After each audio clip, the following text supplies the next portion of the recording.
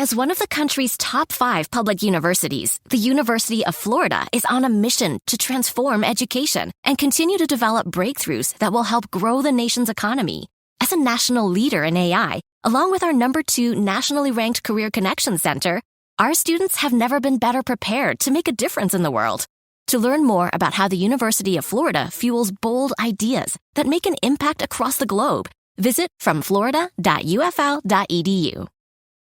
Coming March 16th to Disney+. More heroes, more villains, more Marvel, all in one place. Daredevil, Jessica Jones, Luke Cage, Iron Fist, The Punisher, The Defenders, and Agents of S.H.I.E.L.D. Only on the streaming home of Marvel. All of these and more streaming this month on Disney+. I don't know what most white people in this country feel. I can only include what they feel from the state of their institution. Now, this is the evidence. You want me to make an act of faith, risking myself, my wife, my woman, my sister, my children, on some idealism which you assure me exists in America, which I have never seen. Welcome to Black History for White People, a podcast where we educate, resource, and challenge white people about Black history. I'm Brad, and on today's show are my co-hosts Katina and Garen. Today's topic is respectability, and we're joined by Dr. Tara Green. She's an award-winning teacher, mentor, scholar who has degrees in English from Louisiana State University and Dillard University. She has over 25 years of teaching experience. She's currently professor and former director of African American and African Diaspora Studies at the University of North Carolina in Greensboro. Her areas of research include Black gender studies, African American autobiographies and fiction, African women's literature, African American parent-child relationships, and African Americans in the South. She's published numerous articles, 4 books, and is the editor of 2. We talk a little bit more about her most recent books, the first being Love, Activism, and the Respectable Life of Alice Dunbar Nelson, and See Me Naked, Black Women Defining Pleasure in the Interwar Era. We hope you enjoyed the discussion. So we are so excited to have our next guest, Dr. Tara Green. She is a professor at UNC Greensboro. She's an author, and she speaks directly to the topic of respectability. I also noticed that she's a storyteller, but I want you to, first of all, be welcomed here. But second of all, I'd love to hear more about your story before we get into what you do. I always ask our guests, specifically our African-American guests, who are you? Who is Tara Green? Well, thank you for having me this afternoon. My story is that I was raised by Southern parents. My mother's from North Louisiana and my dad is from rural Mississippi. And they met each other in the suburbs of New Orleans, got married in the late 1960s, moved to a little place called Waukegan, Illinois, where I was born, missed the South as so many people did. And so they did the reverse migration and returned to the New Orleans area where I was raised and where I consider myself to be from, because that was my greatest influence. But how did I know about their lives? How did I get a sense of Black life, particularly in the South? And it was from my mother and her side of the family. I learned from my father's silences. He did not talk about his childhood, even though I would hear certain stories from his siblings. His parents had 12 children, and my mother's side of the family, they had 9. But the people that I would mostly hear from would be my mother and her uncle. And they would talk about what it was like growing up poor in the rural part of North Louisiana during the Jim Crow era. And I was highly blessed to hear those stories. I would eventually realize that I was inspired then to become an English major. And of course, now I am a scholar of African American literature. That is so powerful and resonates deeply. Thank you for sharing that. You have a book that was released in January, correct? Mm-hmm. And another one that's going to be coming out pretty soon. But the book, Love, Activism, and the Respectable Life of Alice Dunbar Nelson. Tell us about that. Alice Dunbar Nelson was born in New Orleans in 1875, and she died in Philadelphia in 1935. And during that, her lifetime, during that period between 1875 and 1935, she married 3 times. She had relationships with women during marriage and in between marriages. But she would be known mostly as the woman who had married Paul Laurence Dunbar. He was her first husband. And Paul Laurence Dunbar, for those who do not know, was the man of the time. He was the first Black man to really get paid for his craft as a poet. He was also a novelist, and he was very well loved amongst white people who were patrons of the art, as well as highly revered by Black people. He was from Ohio, and he would return there where he died. But she was so much more than his husband, and I wanted to make sure that I told that story. So before she met him in 1895, she had begun to publish her own work as a poet and a short story writer. Her inspiration was the New Orleans area, and she became a member of the Black Club Women's Movement. She was a founding member of the Phyllis Wheatley Club of New Orleans, and those clubs were committed to advancing the race. They were the first generation of children born to Black people who had been enslaved. And so there was a lot of work to do to work towards equality and making sure that Black people were educated and Black women and girls were not exploited. So she became a part of that. She was also an editorial writer, so she would be known for her work in the newspaper industry. And these were all things that she continued to do until she died in 1935 in Philadelphia. And it says here that Miss Dunbar Nelson, her mother was formerly enslaved. She was born in 1875.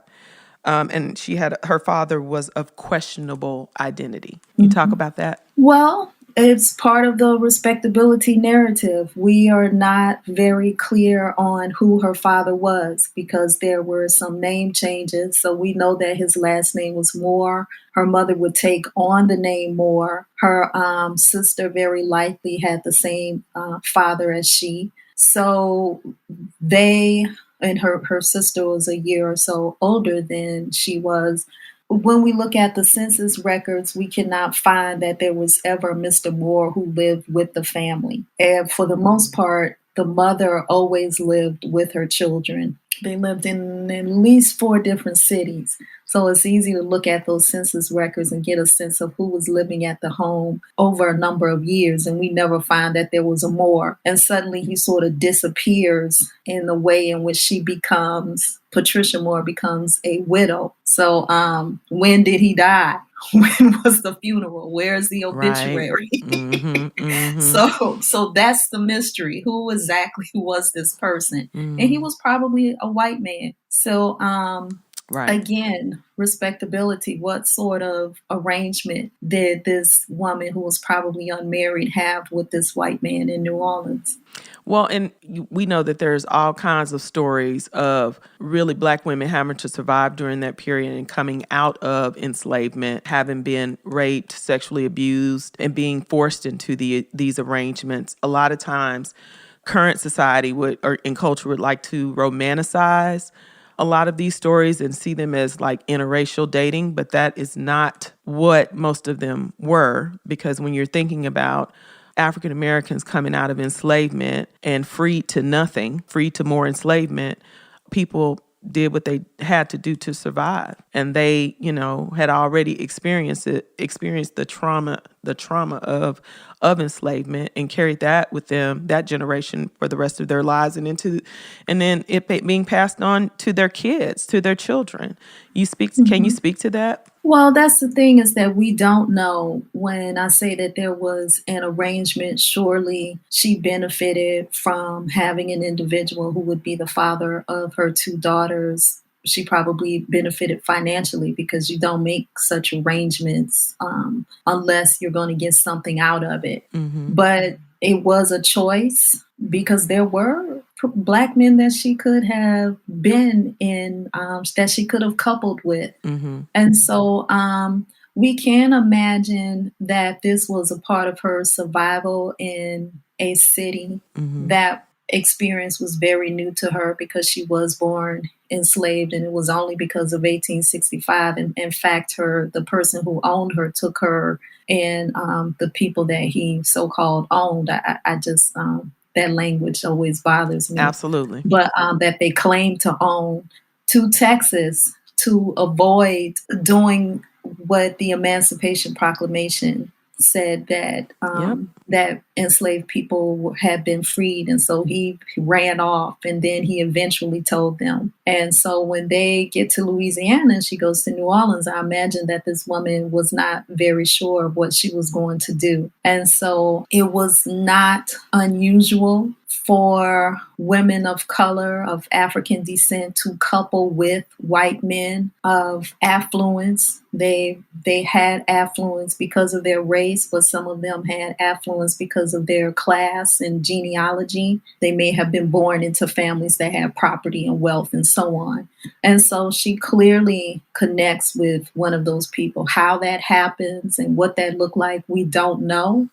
But that would help us to understand why his name and his story is not one that is kept, discussed, and made public when any of us look at her archives and we just don't see anything about this man. And it's interesting, you spoke about how the man who enslaved her mother, there was a great white flight to Texas to kind of get away from the emancipation. And it was like a great migration in itself. But people wanted to hold on to their system of enslavement. I had just read about that a few months ago, and I was just astounded. But I want to know, what drew you to her story? How did you begin to, when were you introduced to her story? And what intrigued you? What drew you in?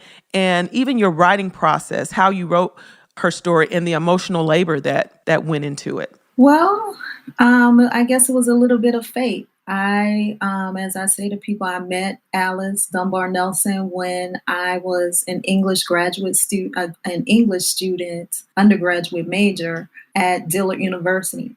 I was introduced to her short story. I read, and for those who don't know, Dillard University is a historically Black university. It's a liberal arts focus in New Orleans. Yes. So I had grown up in the area, had not heard of her, but then I got to that school and was assigned to read one of her short stories in an American literature class. And in the little biography that we are given in such anthologies, it was made clear that she was born in New Orleans, that she had attended Straight College, which I knew had merged with another institution to become Dillard University, and that she was an English teacher. So there was so much that resonated with me because I knew that I was going to become a literature professor at that time. And here I was at her alma mater, and she was an ancestor, and that we had traveled some of the same streets. So, as my career would continue, every now and again, I would teach her, but then there were questions that I had in my mind. And in 2011, I would find out that her collection of papers had been sold to the University of Delaware. And I went to the University of Delaware to see what was there. And when they brought out all of these boxes, I looked and I said, I have a project here, because I knew that a biography had not been written, that there had not been a major study on her. And I felt like I was in the right position, given my background, to do that work. And it would become a 10-year journey. That is powerful. So let's talk more about the respectability aspect, and how does respectability play out then versus now? Well, respectability was extremely important to these women. So I look at the work of another Black woman, scholar, historian, Evelyn Brooks Hickenbotham, who talks about how the politics of respectability was used and how these women saw themselves, how they defined themselves as respectable, and how they insisted that they be treated with respect. And as I read more about Alice and I call her Alice simply because she was married 3 times. Her name changes 4 or 5 times. Right. But Alice was a woman who held tight to respectability, but she defined what that meant to her. And I think that even now, when I talk to students about this, I mean, I teach 3 courses, and in 2 of them, particularly in our Black Women in the U.S. course, and I teach a course called Black Pleasure, we talk about respectability. And we look at that theory of Dr. Brooks Hickenbotham, but we also talk about its relevancy now. And so what they come to realize is that the way in which the term is used in society doesn't necessarily represent how Black people used it to advance themselves as activists during that period, because activism, performance, and expectation in this fight for equality was something that worked hand in hand. And so we still see that today when we find ourselves in trouble or find ourselves in certain positions, we expect to be treated with respect, right? Mm-hmm. So that's what those people expected. So, I mean, I think it's a long conversation that may look differently now. Mm-hmm. But I certainly do not look back historically at how those women reacted to the world around them and say, I wish that they had done it differently, because I don't. I get it. Right. I understand it. And so what do you, when you think about respectability, there's respectability as far as dignity and humanity bestowed upon image bearers, people. And then there's the aspect of respectability politics. And I want people to understand, what your book is about and what you're speaking to versus this other terminology. Can you flesh that out for our listeners? What I'm talking about is very similar to what historian Brooks Hickenbotham is talking about, which is this idea of self-definition. And so another reading for the syllabus would be looking at Patricia Hill Collins' work when she talks about self-definition as well, and Black feminist thought. That's what these women were doing. Black people were doing it during the New Negro era, and that terminology, New Negro, comes up in the late 1800s. And so for those people who don't know what that is, I would tell you to look at Margaret Murray Washington's work. You can easily find some of her speeches online. And so then she is talking about how do we uplift ourselves through our behavior and through our actions and working together to improve our communities. So it's all about me. It's all about the me as a part of a collective. It's all about our. And I think that is really important. This is something that I point out to my students is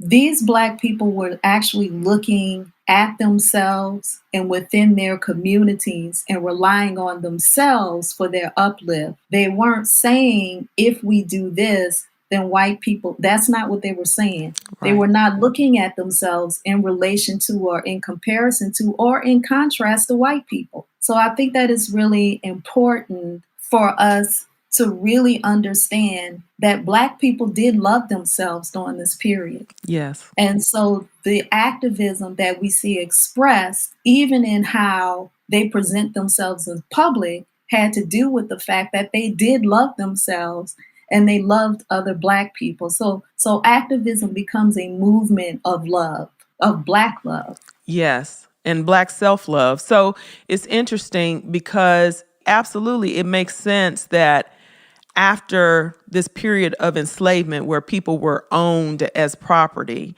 and bred, that there's a freedom to finally be able to think of yourself autonomously and to define who you are, where before you couldn't get married, you couldn't, without permission, or you may have been required to be married to several different people, or be married to someone, but still have to be forced to be with someone else, or be separated from families, have children at one plantation, children at another plantation, and they move you, way several states over.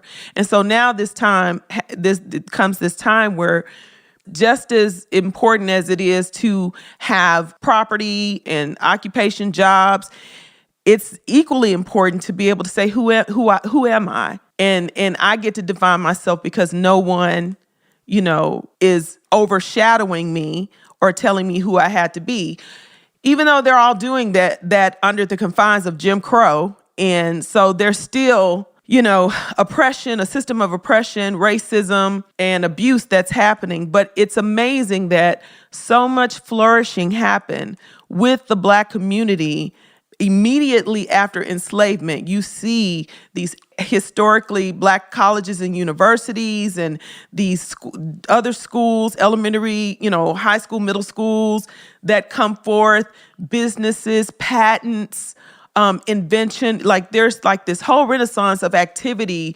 literature that happens post-enslavement that speaks to the ingenuity and just the fortitude of a people who have been enslaved. Can you speak to that? Yeah, that's, part of those politics that they are trying to push forward. So what is it that will help us to advance as a people? What should our platform be? What should we advocate for? What should we agitate for? So fighting for part of that renaissance wasn't just the cultural arts, but it was also education was extremely important because Black folks have been denied that almost from the beginning. Yeah. And just because you were white didn't mean you were educated either.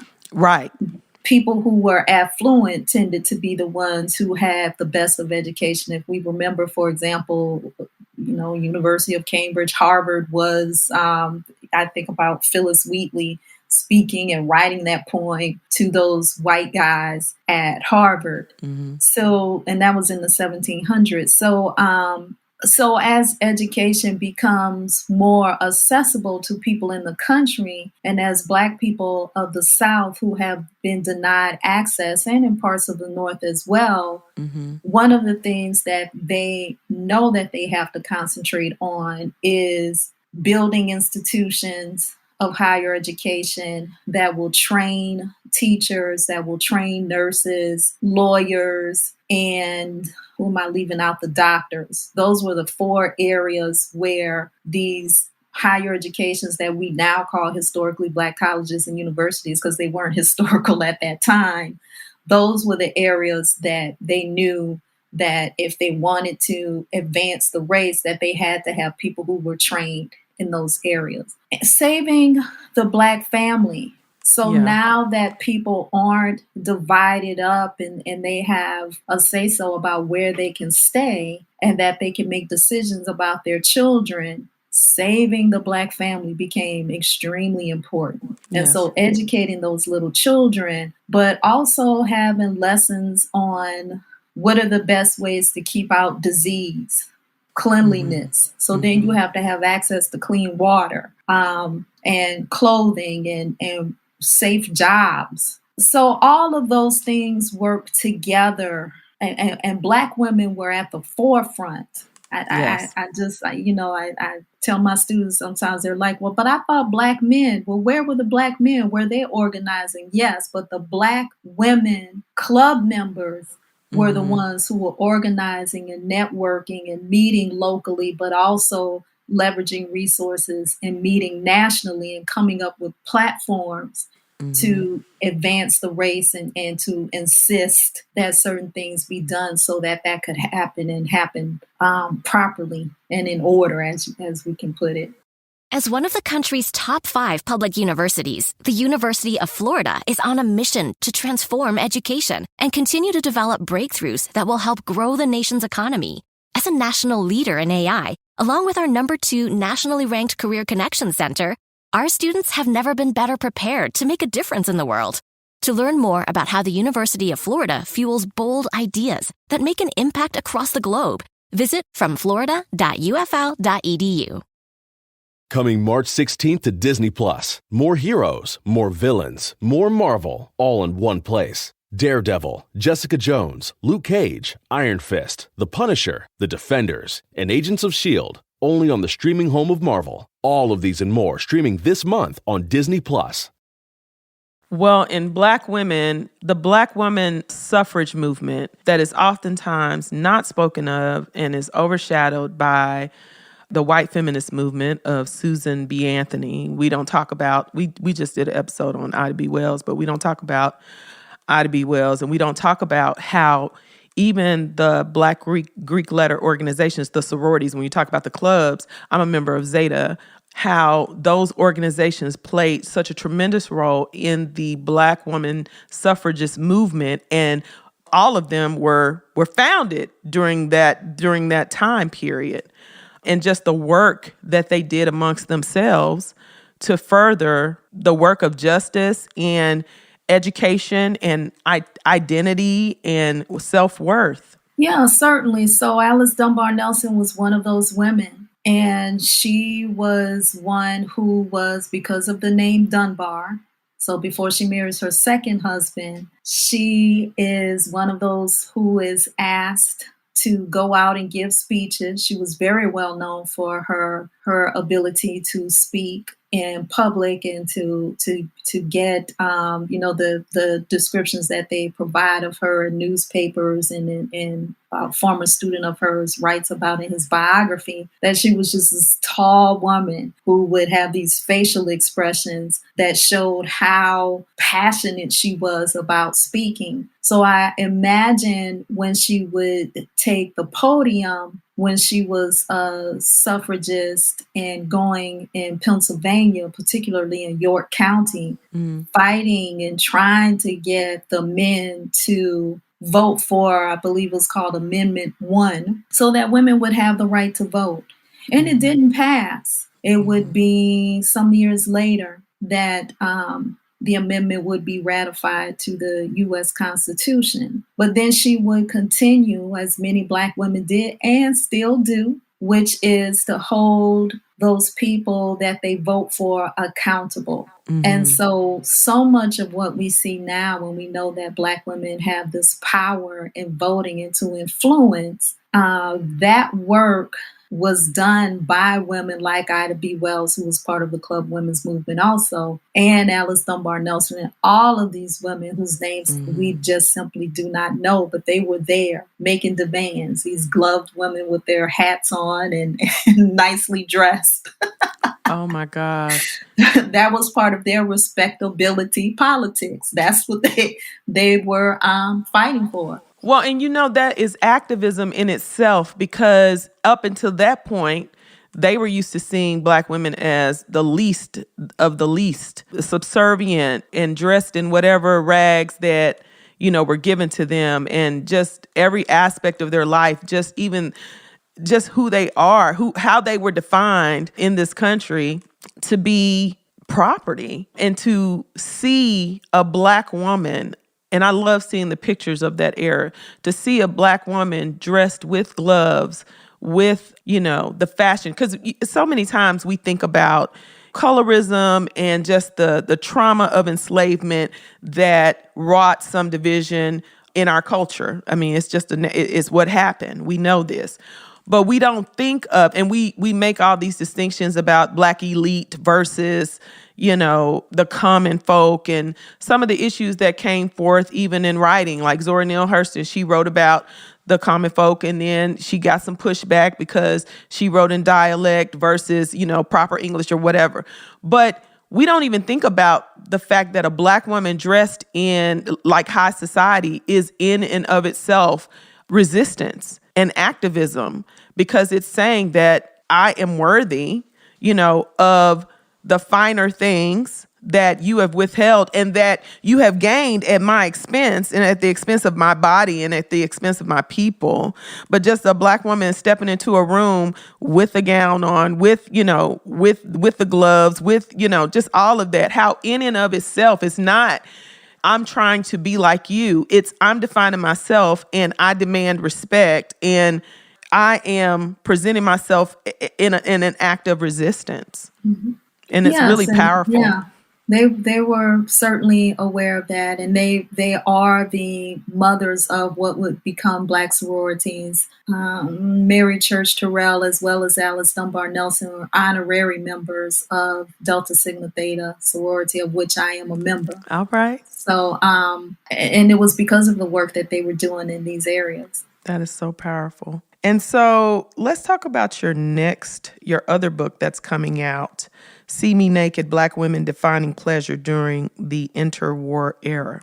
Tell us about it. Yeah, so during this 10-year journey of writing about Alice Dunbar Nelson and really seeing how much she gave of herself for the advancement of the race, I began to wonder what it would look like if Black women did what they wanted to do. How did they define themselves within respectability or in resistance to respectability, and not think very much about the race if they didn't put the race first. But if the race happened to benefit from the practices of these women, then great. So I would begin to really think about what it meant to look at Black women in pleasure. How was I going to define pleasure? And that was one of the challenges of this text. And doing that, that meant that I had to think about women who did exactly that they defined themselves not with the race in mind, but they were putting forward what they wanted for themselves. And so I looked at Lena Horne, the beautiful, the talented Lena Horne, and Moms Mabley, a comedian who was too often overlooked, but she opened up doors. I think the marvelous Mrs. Maisel is back on Prime. I think it just came back for the third season. But Wanda Sykes does a little bit of a cameo appearance as Moms Mabley. So we began to understand Moms Mabley as being this historical figure when it comes to women being comedians. Yes. And I also look at Yolanda Du Bois, who was the daughter of W.E.B. Du Bois, very well-known and respected intellectual, and Memphis Minnie, who was a country blues singer who was born in the New Orleans area, but she would make her way to Beale Street in Memphis at a particular time. And that's my hometown. Yeah. I love Memphis. That's my hometown. Well, I always have to include the South. And so I'm always connected because I'm a Southern girl. So I'm always interested in how the South connects to some of our larger movements. Absolutely. But so these four women, and they were these voyeuristic subjects of people like Langston Hughes, who loves Black women and is so inspired and motivated by Black women. We see this in his literature, but in his only known novel, there could be another one that I just don't know about, Not Without Laughter. He gives homage to the Black blues woman in that novel. So I had a lot of fun writing this. It was something that I ended up finishing up while I was during the pandemic and in isolation, the first year of the pandemic. Yeah. So it's a fun book. And I encourage people to look at those women, to pull up Moms Mabley and listen to her and laugh, to dance with Lena Horne in films like Cabin in the Sky and Stormy Weather. Yeah. It's just a fun book. Yeah. Well, and it's an interesting subject because the world has such a huge problem with Black women as sexual beings or self-pleasuring, like us caring for and entertaining and doing the things that we want to do that exist outside of objectification. There is such a resistance to us owning ourselves. And we still feel that in 2022. We felt that during the presidency of Barack Obama and how they attacked First Lady Michelle. Just even her bare arms were such a tremendous offense. I've seen situations where a woman's red shoes, are an offense, or red lipstick on a Black a dark-skinned Black woman. It's just amazing that how far out we are from enslavement, that Black female bodies still pose a threat, and that even though we define the culture that everyone mimics, even, other sexual identities. I mean, many cultures draw from the Black female experience and mimic the Black female experience. They do stereotypes and all kinds of stuff. People profiting from the Black female experience, even purchasing body parts to look like Black women, but Black women in and of ourselves, when we own ourselves and when we define ourselves, it's an offense. Yeah, these were women who loved their Black selves. I mean, they really did. And Lena Horne is humble and talking about herself and her abilities, but we know that Lena Horne was thought of as a sex symbol. Yeah. Moms Mabley, who was a same-sex lover, presents herself as in relation to these old men. Her well-known jokes were, I can't stand no old men. So, but we also know that she had a very hard time as a child, and there were sexual violations. So how she presents herself as this sexy old woman, which grows over time, this image of her, because she becomes more famous the older she gets. Right. So that she even presents herself unapologetically is a term that we tend to use to talk about certain figures of the 21st century unapologetically. It's not new. It's not. And that Langston Hughes, who observed Black life and loved Black people, saw such beauty in Black women. And so I wanted to include him just to sort of look at Black life through his perspective, and to just really think about how is this man, how does he look at Black women with such respect and celebration of Black women. So, and looking at that particular time, of course, that's a time where generation or two separated from slavery, but we know that those effects are still there, and they still are now. Yeah. But these women, like Minnie Memphis, who's talking about, come on over and this is what I'm going to do to you in her blues songs. Right. And these places where women should not be, according to some members of society. Well, she's there anyway, and men highly respected her. So, yes, I just had so much fun because I wanted to present a swath of women from diverse perspectives who define pleasure their own way. It's also about self-definition. I love that. Yeah, so I have been trying to form this into a real question, but I guess it's a reflection that I just will pose and kind of let you go where you want with it. In Ida B. Wells' autobiography, she points out to a little bit of a tension that existed at that time, a little bit of a debate within the Black community over to what degree should Black elites paint a positive picture of Black respectability versus defending some of the, in particular for Ida B. Wells, it was like the lynchings that were happening. That a lot of times the lynchings that were happening were, there was a propaganda around them that painted the Black victims as being criminal or rapists or all those things. And Ida B. Wells uncovers that in most cases was just made up. It was just untrue.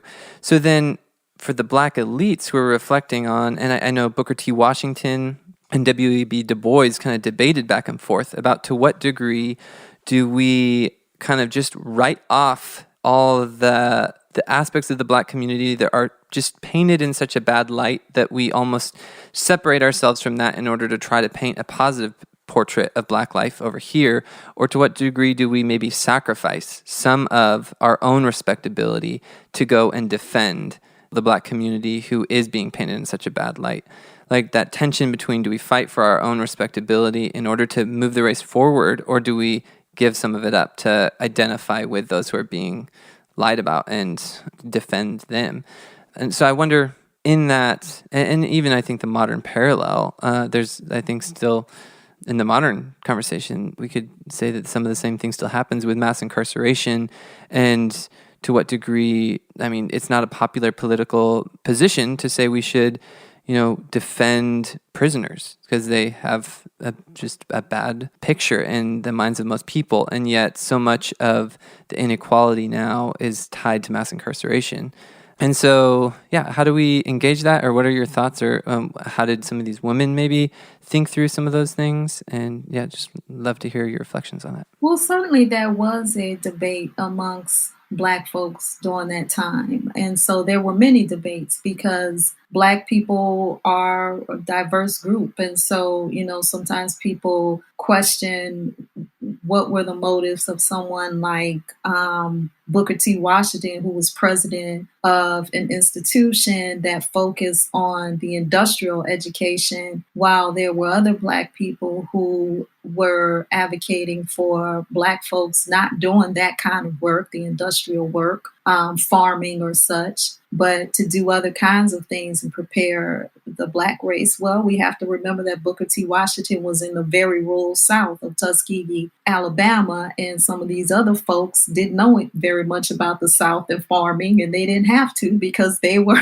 in city areas in the North. Right. And so all of those kinds of things in terms of background feeds into these debates because people are bringing different perspectives and different backgrounds into they're bringing them to the table. So Ida B. Wells, who isn't one that has much of a formal education as compared to someone like Alice Dunbar Nelson, she's doing this work in Memphis, where she is uncovering some truths about lynching, which is courageous work, for God's sake, because that would be dangerous to do now. And then she eventually, of course, has to leave. But the Red Record stands as a major contribution because it helps us to understand. It debunks myths about really the Black buck is really what she was doing. And so then the question is, who becomes worthy? Well, you have to think of the strategy.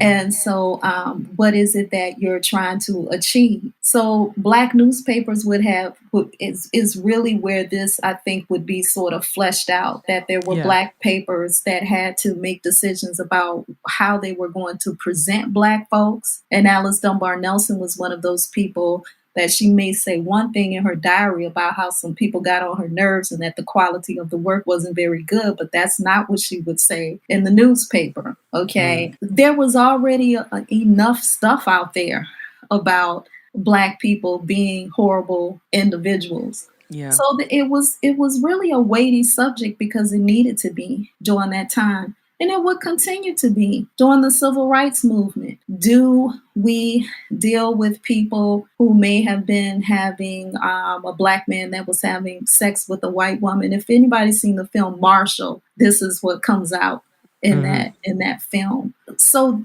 this was always not just simply about respectability, but it had more to do with the civil rights agenda. How do we navigate all of this stuff? Because we are dealing with hundreds of years of negative perspective about Black people. And it's something that I asked students, I gave them a little math problem to figure out. And when we got to the end of it, what they came to realize is that we have not been experienced freedom in this country of enslaved Africans and descendants, of which I am, as long as in this country as we have the history of enslavement. So of course people were still trying to figure it out then, and we're still trying to figure it out now. But you said that this may still be a question around people who are in prison today. And I would pull back on that and say that respectability isn't necessarily figured in the same ways. Because when I think of the work of somebody like Brian Stevenson, for example, when I think of the work of Black Lives Matter, maybe somebody did smoke weed before something happened. Devontae Wright, if anyone watched what happened with that, Mm-hmm. he may not have been considered respectable 100 years ago, but now he was a Black person who was murdered by accident. We can debate that, but Right. he still received the sympathy of the Black community and Yes. resources from particular people in the Black community. So there has definitely been changes about who receives resources and who may have been ignored for the sake of advancement 100 years ago or 70 years ago. Mm-hmm. That's a wonderful response. And yeah, I feel like we've torn down a lot of those walls, the freer that we get in, again, owning ourselves and getting to define, and even having youthful indiscretion, and how white people don't throw away their people who have indiscretion. And so why should we? Mm-hmm. And that Black dignity should be applicable and universal, regardless of some of the nuance of, behavior, because an imperfect Black person still deserves justice in all of these situations that we're seeing. Mm-hmm. It reminds me of Claudette Colvin, how Yeah. she was overlooked, and yet we've covered her story and seen how powerful that story is. But it was at the time overlooked because, she has a mark against her respectability, so we'll use Rosa Parks instead as like a figure person. Yeah. And yet I think there's like a tension there that, it's helpful to hear you talk Flesh about. that out. Yeah. So we actually running short on time, so wanted to, and first of all, I'm just so thankful for you making the thank time you. to come. And before we let you go, just wanted to hear you and invite you to speak directly to our audience members as they listen. Like, this has kind of been a conversation between us, but to invite you almost to like turn in your mind's eye towards this audience of people listening to you, mostly white people in our audience, but also we have a diverse audience. And just want to invite you to speak to them from your heart. What are some of the things you would want them to take away from this discussion, and just ways that you would want to kind of maybe apply some of this to their lives? Yeah, well, I certainly hope that one takeaway is that there is no one Black idea. There's no one Black culture. There's no one Black person that's split up into all these different bodies of Black people. That doesn't exist. Right. And so to welcome, celebrate, understand, acknowledge that Black people are a diverse group of people of various backgrounds.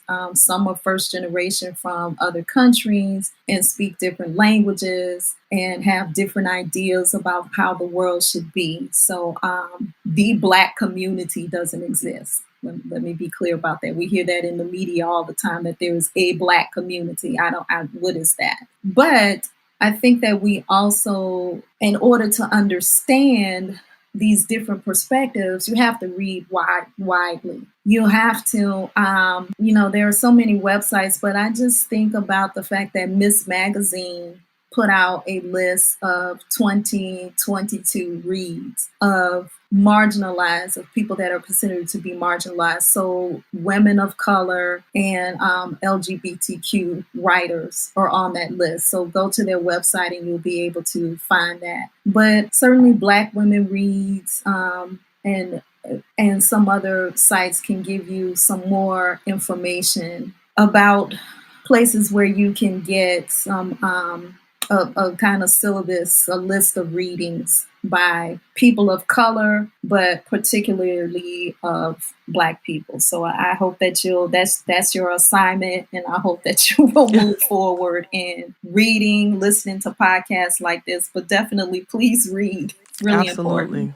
Well, and we want to point people to ways that they can support you. I know your website is Dr. Tara T. Green, and that's DRTARAT Green.com.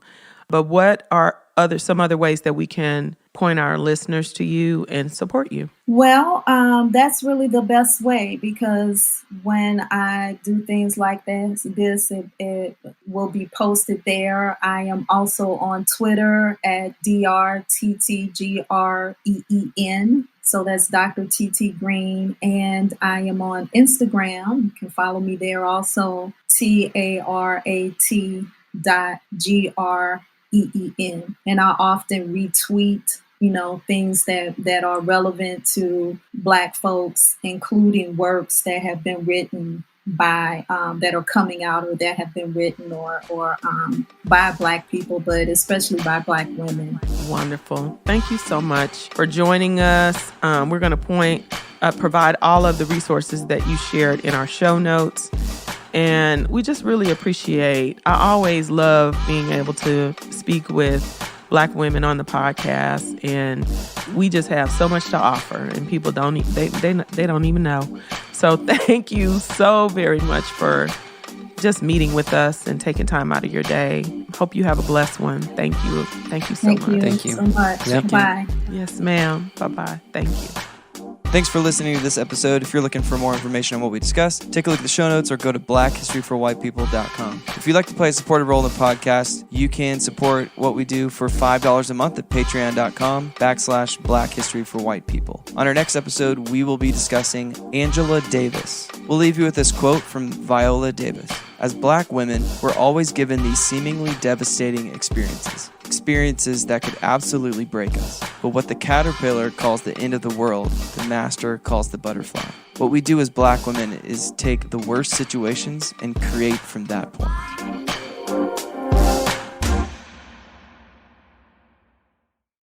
As one of the country's top 5 public universities, the University of Florida is on a mission to transform education and continue to develop breakthroughs that will help grow the nation's economy.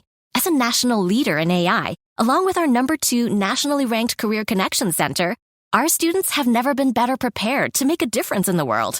To learn more about how the University of Florida fuels bold ideas that make an impact across the globe, visit fromflorida.ufl.edu.